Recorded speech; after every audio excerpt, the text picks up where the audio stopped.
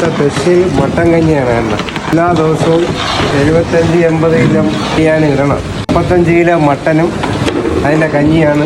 കയറി ചെല്ലുമ്പോൾ ബിരിയാണി ചെമ്പ് ഇങ്ങനെ നിരത്തി വെച്ചേക്കുന്ന പോലെ തോന്നുമെങ്കിലും അതല്ല, നോമ്പ് കഞ്ഞിയാണ്. നോമ്പ് കാലത്ത് നമ്മൾ ഏറ്റവും കൂടുതൽ ആഗ്രഹിക്കുന്നത് ഈ ഒരു സാധനം കുടിക്കാനാണ്. അതിൻ്റെ കൂടെ ഇറച്ചിക്കഞ്ഞി കൂടെ ആണെങ്കിൽ സെറ്റാണ്. സോ എല്ലാവർക്കും welcome to our new Ramadan series episode.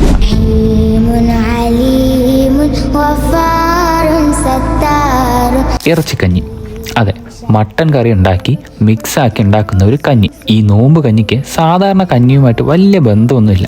സാധാരണ കഞ്ഞി കുടിക്കാത്തവർക്ക് പോലും ഈ സംഭവം ഇഷ്ടപ്പെടും. കുറച്ചുകൂടെ മസാലയും ഇറച്ചിക്കഞ്ഞി ആണെങ്കിൽ അതിൻ്റെ സ്പെഷ്യൽ ടേസ്റ്റും കൂടി ആയിട്ട് ഒരിക്കലെങ്കിലും ഈ സാധനം എന്തായാലും ഒന്ന് കുടിച്ചു നോക്കണം. എല്ലാ ദിവസവും 1000-1200 വട ഉണ്ട്. ഉള്ളിവട, എല്ലാം ഉണ്ടാവും. 80 കിലോ അരിയാണ് ഇടണം. ഇന്ന് നമ്മൾ മണക്കാട് വലിയ പള്ളിയിലാണ് വന്നിട്ടുള്ളത്. ഡെയിലി 1000-ലധികം ആൾക്കാരാണ് നോമ്പ് തുറക്കാൻ തന്നെ വരുന്നത്. അപ്പോൾ പറഞ്ഞ പോലെ വേറെയും ഒരുപാട് ഐറ്റംസ് ഒക്കെ ആയിട്ടാണ് നോമ്പ് തുറ. ഇത്രയും പേർക്ക് ഇത്രയും ചെമ്പ് നിറച്ച് കഞ്ഞി ഉണ്ടാക്കുന്നത് കാണാൻ തന്നെ ഒരു ഭംഗിയാണ്. ബൈ ദ വേ, ഇത് കഴിഞ്ഞ റമളാനിൽ ലാസ്റ്റ് എടുത്ത വീഡിയോ ആണ്. നോമ്പ് കഴിയാറായതുകൊണ്ട് എഡിറ്റ് ചെയ്ത് പോസ്റ്റ് ചെയ്യാൻ പറ്റിയില്ല.